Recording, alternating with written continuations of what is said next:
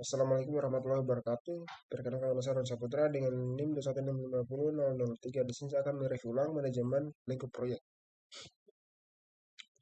yang terdiri dari lingkup, hasil,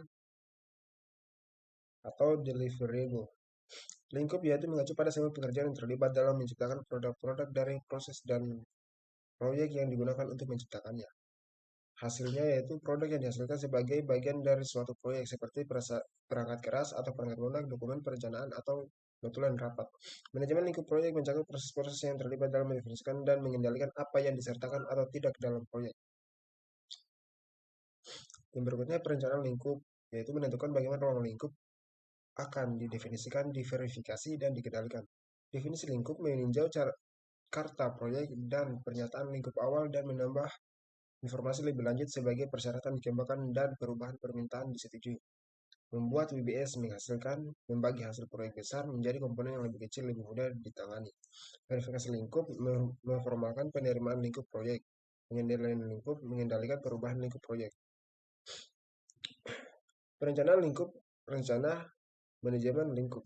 Rencana manajemen lingkup merupakan dokumen yang mencakup deskripsi tentang bagaimana tim akan menyiapkan pernyataan lingkup proyek, membuat WBS, memverifikasi selesainya hasil proyek, dan mengendalikan perubahan terhadap lingkup proyek. Masukan utamanya untuk mencakup karta proyek, pernyataan lingkup awal, dan rencana manajemen proyek. Contoh project charter bisa dilihat seperti gambar berikut. Ada project detail, project start date, project manager, dan project objektivitas. Contoh project charter yaitu sebagai berikut: sign off dan comment.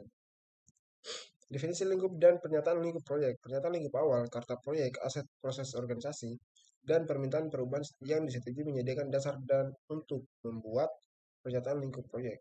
Seiring waktu, ruang lingkup sebuah proyek harus menjadi lebih jelas dan lebih spesifik. Penetapan lingkup proyek lebih jauh, yaitu terdiri dari project charter, preliminary scope statement, project scope statement versi 1. Membuat work breakdown struktur WBS. WBS merupakan pengembangan pekerjaan proyek yang berorientasi pada hasil yang menetapkan lingkup total proyek. WBS adalah dokumen dasar yang memberikan landasan bagi perencanaan dan pengelolaan jadwal proyek, biaya, sumber daya, dan perubahan. Dekomposisi merupakan pembagian hasil proyek yang menjadi bagian-bagian yang lebih kecil. Contoh WBS intranet disusun berdasarkan produk. Intranet yang terdiri dari web design, homepage design, marketing page, dan sales page yang terdiri dari beberapa bagian. Bisa dilihat strukturnya dari level 0, 1, 2, dan 3. WBS intranet dapat dalam bentuk tabular. Konsepnya yaitu evaluasi current system, definisi requirements, define user requirements, define content requirements, define system requirements, define server owner requirements, define specific functional, define risk and risk management approach, develop project plan, brief web development team, website design, website development, rollout, dan support. WBS intranet dan Gantt chart dalam Project 2000. WBS terdiri dari beberapa komponen seperti di bawah dan schedule-nya seperti di bawah. Gantt chart intranet disusun berdasarkan kelompok proses manajemen proyek. Seperti gambar sebelumnya. Tabel 5-4 execution text of for JWD Consulting SWBS.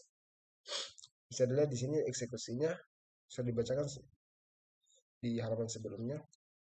Pendekatan untuk mengembangkan WBS. Pedoman beberapa organisasi seperti DoD memberikan pedoman untuk mempersiapkan WBS. Pendekatan analogi, pendekatan top down, pendekatan bottom up, dan pendekatan min mapping. Contoh pendekatan min mapping bisa dilihat seperti gambar di bawah. Yang detailnya yaitu IT upgrade project, project management, dan seterusnya. Hasil WBS dalam diagram information technology upgrade project, project management yang terdiri dari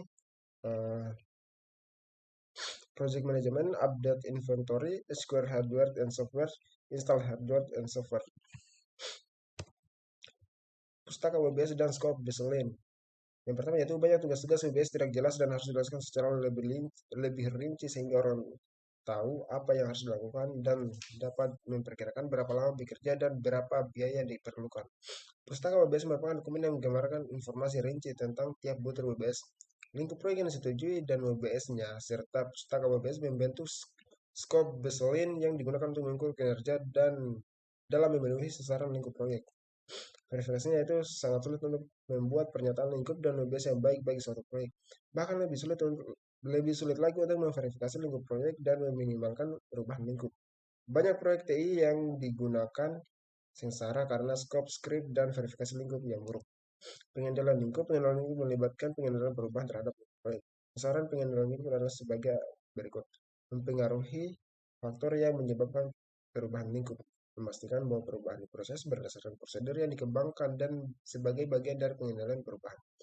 Yang terakhir yaitu mengelola perubahan ketika terjadi. Berikutnya, varians adalah perbedaan antara rencana dan kinerja aktual.